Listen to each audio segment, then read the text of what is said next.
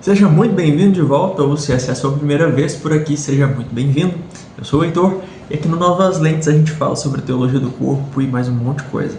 Hoje nós falaremos nesse episódio sobre a 15ª catequese, o homem-pessoa torna-se dom na liberdade do amor.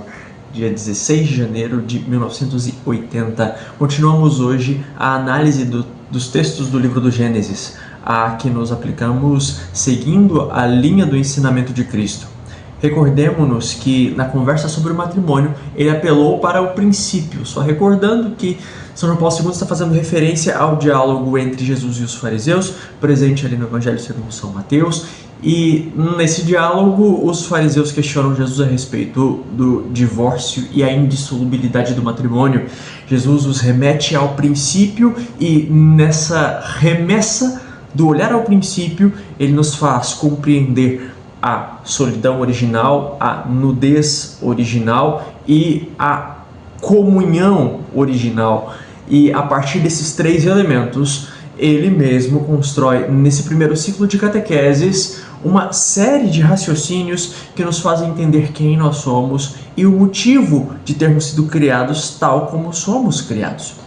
Nessa catequese, São João Paulo II vai falar bastante sobre a comunhão original e, de modo especial, sobre a relação entre essa comunhão e a nossa vocação para o dom, o chamado que ele mesmo inscreveu na humanidade.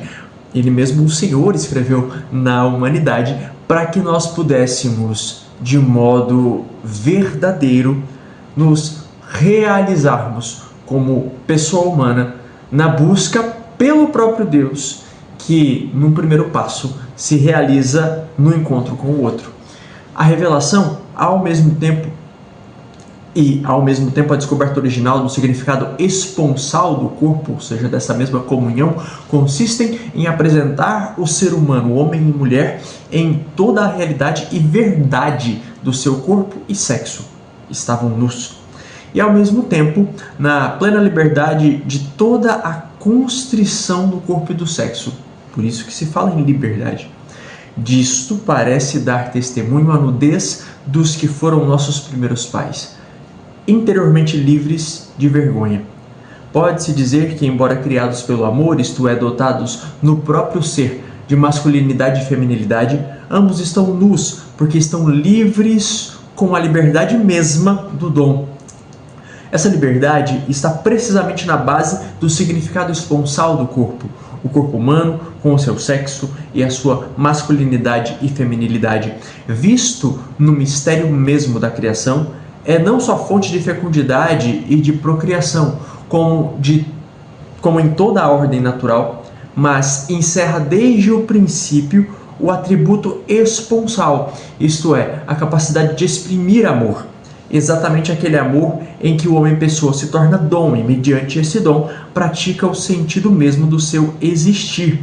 Aqui nós já encontramos, com alguma clareza, a base para os dois sentidos que o matrimônio guarda em si mesmo. A união para a procriação, com o sentido sexual elevado à sua máxima potência, mas também a comunhão esponsal, a doação entre os consortes e os esposos, homem e mulher.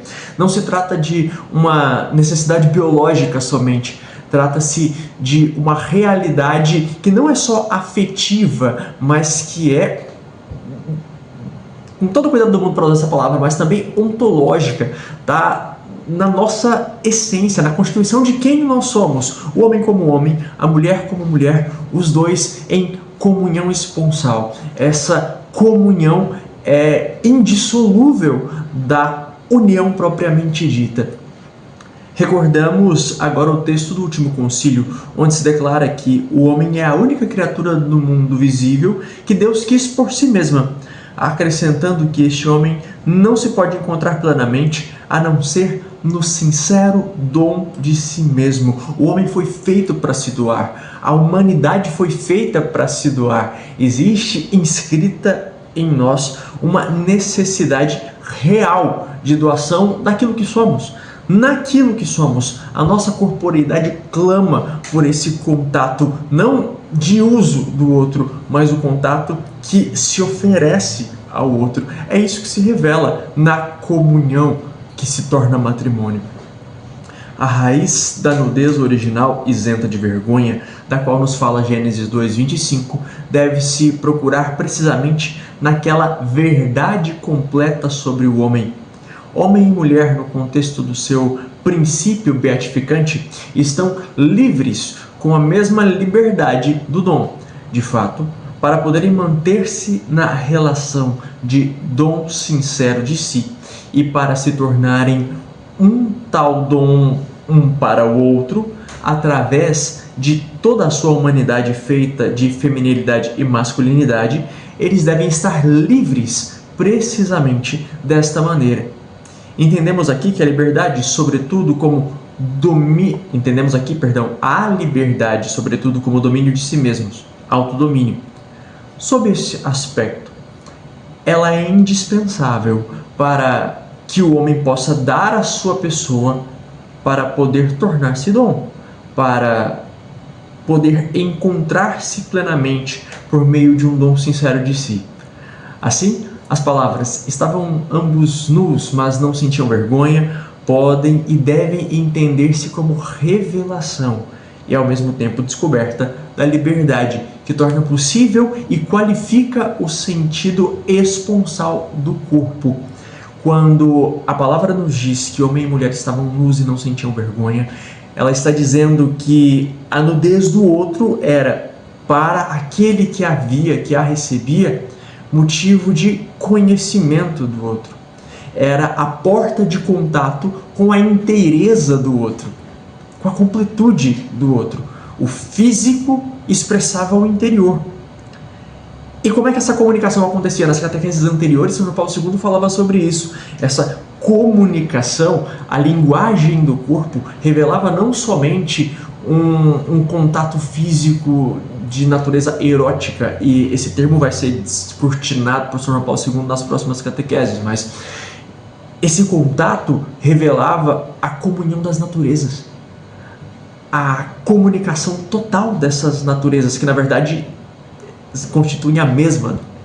A natureza humana presente no homem e na mulher encontra-se na natureza humana do outro. E essa comunicação se completa quando os dois se doam um ao outro.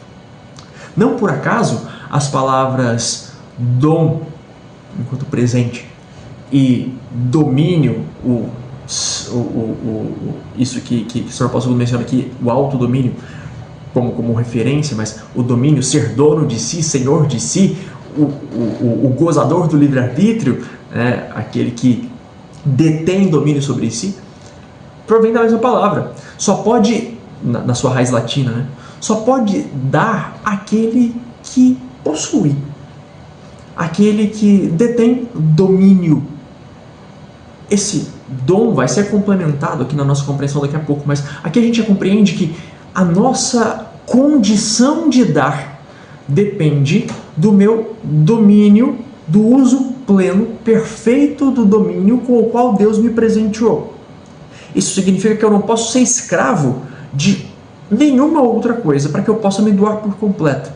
E aqui começa a surgir o problema, porque se a gente avançar na leitura das catequeses, e é o que a gente vai fazer daqui a pouco, a gente vai descobrir que logo na página seguinte nós encontramos o contato do homem com o pecado que nos faz escravos. Se nós juntarmos todas essas coisas agora, a gente vai entender que, por óbvio, se o pecado me escraviza, se eu perco a minha condição de domínio ou de gozador de um autodomínio, aquele autodomínio com o qual Deus havia me presenteado inicialmente, eu jamais vou conseguir me doar. Eu jamais vou conseguir estabelecer relações reais e condizentes com a minha natureza. Se eu não sou capaz de estabelecer e de selar relações reais e condizentes com a minha natureza, todas essas relações serão completamente desvirtuadas. Ou, pelo menos, carentes de sentido.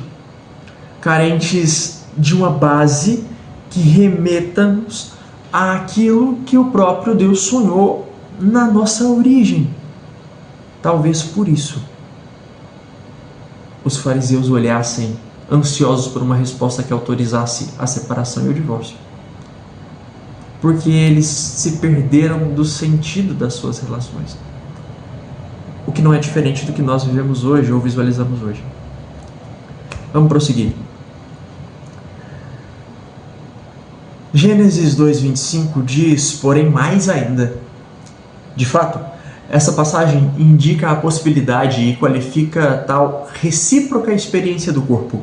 E, além disso, permite-nos identificar aquele significado esponsal do corpo de fato. Quando lemos que estavam nus, mas não sentiam vergonha, tocamos indiretamente como que a raiz e diretamente aos frutos. Isentos interiormente da constrição do próprio corpo e sexo, livres na liberdade do dom, homem e mulher podiam gozar de toda a verdade, de toda a evidência humana, assim como Deus Javé lhes havia revelado no mistério da criação. Esta verdade sobre o homem que o texto conciliar explica com as palavras supracitadas, insiste sobretudo em duas coisas. Primeiro, afirma que o homem é a única criatura no mundo que o Criador quis por si mesma. E, em segundo lugar, diz que este mesmo homem, querido de tal modo pelo Criador, desde o princípio, pode encontrar-se a si mesmo só através de um dom desinteressado de si. Ora, esta verdade a respeito do homem, que em particular parece surpreender a condição original ligada ao princípio mesmo do homem no mistério da criação, pode ser relida em ambas as direções. Tal nova leitura ajuda-nos a compreender ainda melhor o significado esponsal do corpo, que aparece inscrito na condição original do homem e da mulher, e em particular no significado da nudez original de ambos. Se, como verificamos, na raiz da nudez está a liberdade interior do dom desinteressado de si mesmos, exatamente tal dom permite a ambos, homem e mulher, encontrarem-se reciprocamente, pois o Criador quis cada um deles por si mesmos. Assim, o homem, no primeiro encontro beatificante, encontra a mulher e ela encontra-o a ele. Deste modo, ele acolhe-a interiormente, acolhe-a assim como ela é querida por si mesma pelo Criador, como é constituída no mistério da imagem de Deus por meio da sua feminilidade. E, reciprocamente, ela acolhe-o a ele do mesmo modo como ele é querido por si mesmo, pelo Criador e por ele constituído mediante a sua masculinidade. Nisto consiste a revelação e a descoberta do significado esponsal do corpo. A narrativa já vista, em particular Gênesis 2:25, permite-nos deduzir que o homem e a mulher entram no mundo exatamente com essa consciência do significado do próprio corpo, da sua masculinidade e feminilidade, ou seja, homem e mulher, quando se veem inicialmente, estão tendo contato direto com aquilo que o próprio Deus desejou por si mesmo. É por isso que não havia vergonha. Não havia sequer motivo para que existisse vergonha. É por isso que a experiência da nudez original é, antes de tudo, uma experiência de contato com a beleza. E, por ser contato com a beleza, reveladora do próprio Deus. Não por acaso, a primeira experiência pós-pecado é a ocultação dessa nudez com as folhas de figueira. Mas a gente vai falar disso depois, no momento oportuno em que as catequeses mesmas fizerem esse trabalho de revelação por nós.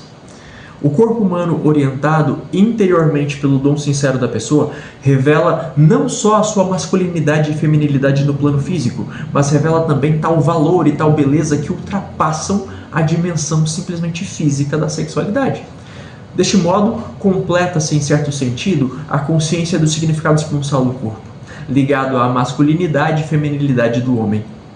Por um lado, este significado indica especial capacidade de exprimir amor, em que o homem se torna dom, e por outro, corresponde-lhe a capacidade e a profunda disponibilidade para a afirmação da pessoa, isto é, literalmente, a capacidade de viver o fato de o outro, a mulher para o homem e o homem para a mulher, ser, por meio do corpo, alguém querido pelo Criador por si mesmo, isto é, único e irrepetível, alguém escolhido pelo eterno amor. Esse ponto merece um segundinho da nossa atenção. Quando nós observamos a forma como o capítulo 1 do Gênesis é redigido, nós vamos encontrar ali na sequência da criação uma série de ordens de Deus, dizendo que algo devia se existir, que algo devia existir, e a palavra criadora de Deus concretiza tudo isso.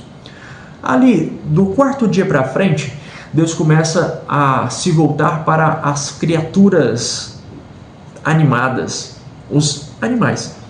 Só que, quando ele começa essa etapa da criação, ele não individualiza cada peixinho da forma como ele tem que existir no mar, cada ave da forma que ele tem que existir no céu. Ele vai dizer simplesmente que haja peixes no mar, que haja aves no céu, que haja feras pelos campos. E aí as feras, os peixes, as aves vão existindo conforme as suas espécies. Para o homem não. Ali, no sexto dia, na segunda metade do sexto dia, Deus se volta para si mesmo e diz: façamos o homem.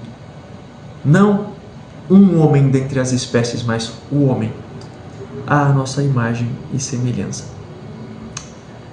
É a isso que São João Paulo II se refere quando diz que o homem foi querido por si mesmo. Nós, na nossa condição, fomos desejados pelo próprio Deus, tais como somos. E isso revela a respeito de nós a vontade de Deus, de que sejamos, antes de tudo, comunicadores dessa vontade, comunicadores dessa condição que é exclusivamente nossa. Perceba, ele destaca o homem do restante da criação. Mas não destaca o homem do restante da criação fazendo com que ele seja um dominador mesquinho e absoluto. Ele faz dessa condição, desse destacamento, a motivação para que nós dominemos a criação, participando dela como presença sua no mundo. É esse o motivo pelo qual ele nos desejou tais como somos, por nós mesmos. E isso revela uma beleza ainda maior no ato da criação. Avançando, a afirmação da pessoa não é senão acolhimento do dom, que, mediante a reciprocidade, cria a comunhão das pessoas. Esta constrói-se a partir de dentro, compreendendo também toda a exterioridade do homem. Quer dizer, tudo aquilo que forma a nudez pura e simples do corpo na sua masculinidade e feminilidade. Então, o homem e a mulher não sentem vergonha. A expressão bíblica "não sentiam" indica diretamente a experiência como dimensão subjetiva, que está também diretamente ligada à forma como fomos criados. Somente nós fomos dotados de consciência e sentidos de modo tão completo e pleno. Somente nós temos condições de sentir da forma como nós sentimos. E esse conjunto de elementos somente eleva a nossa condição. Ao elevar a nossa condição, dá a cada um de nós condições de perceber que na imagem do outro, no corpo do outro, na condição do outro, na figura do outro, revela-se uma dignidade idêntica à minha, querida por Deus tanto quanto a minha condição e a minha dignidade. E essa dignidade se comunica com a minha dignidade. Por isso, somos capazes de doarmos uns aos outros, com vistas a essa comunhão original.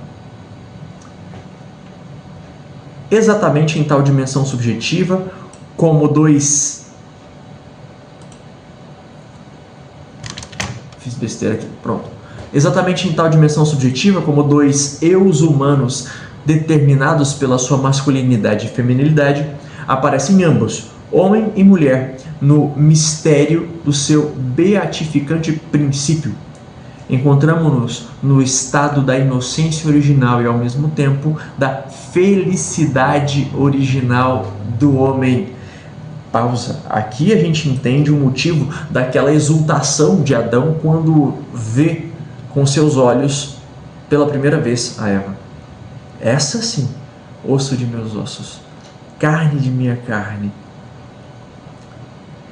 Eu não consigo mais ler esse versículo e compreendê-lo de uma forma que não seja uma grande declaração de amor, né? Muito próxima, obviamente muito mais pura e profunda e maior do que qualquer outra que surgiu depois, mas olhando com os nossos olhos, perto daquilo que o Pixinguinha cantava, né? Meu coração, não sei porquê, bate feliz nessa felicidade quando te vê. E aí, lá no final da canção, ele crava: se tu soubesses como eu sou tão carinhoso e muito, muito que te quero, e como é sincero o meu amor, eu sei que tu não fugirias mais de mim. E aí ele arremata: e só assim então serei feliz, bem feliz. É a essa felicidade que nós fazemos referência aqui com a catequese, é a essa felicidade que todo e qualquer casal de apaixonados faz referência sem saber quando se declaram um ao outro, porque essa felicidade é a felicidade que resulta da comunhão original sendo descoberta, sendo encontrada. Esse aparecer é breve e é expresso somente por alguns versículos no livro do Gênesis. Todavia, está cheio de surpreendente conteúdo teológico e ao mesmo tempo antropológico. A revelação e a descoberta do significado esponsal do corpo explicam a felicidade original do homem e, ao mesmo tempo, abrem a perspectiva de sua história terrena, em que ele não se há de subtrair nunca a esse indispensável tema da própria existência. Os versículos seguintes do livro do Gênesis, segundo o texto já vista do capítulo 3, demonstram, para dizer a verdade, que esta perspectiva histórica, depois do pecado original, se construirá de modo diverso do que era no princípio beatificante. Tanto mais profundamente é, porém, necessário penetrar na estrutura misteriosa, teológica e, ao mesmo tempo, antropológica de tal princípio. De fato, em toda a perspectiva da própria história, o homem não deixará de conferir significado esponsal ao próprio corpo. Isso aqui é extremamente valioso. Por mais que o pecado tenha manchado a nossa condição e o nosso olhar, nós não perdemos aquilo que originalmente foi inscrito e desejado por Deus em nós e a nosso respeito.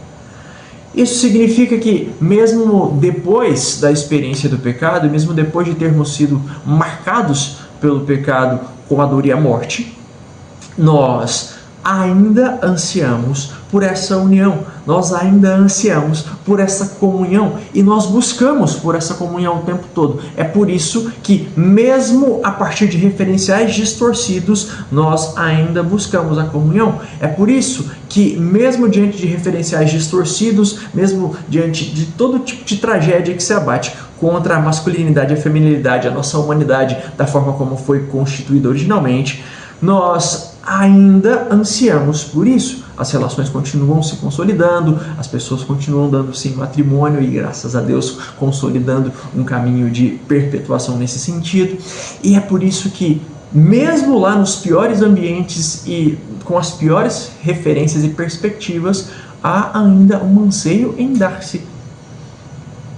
Embora esse significado sofra e venha a sofrer muitas deformações, é o que eu estava dizendo aqui agora, manter-se-á sempre o nível mais profundo, que exige ser sempre revelado em toda a sua simplicidade e pureza, e manifestar-se em toda a sua verdade, como sinal da imagem de Deus. Por aqui passa também o caminho que leva do mistério da criação à redenção do corpo.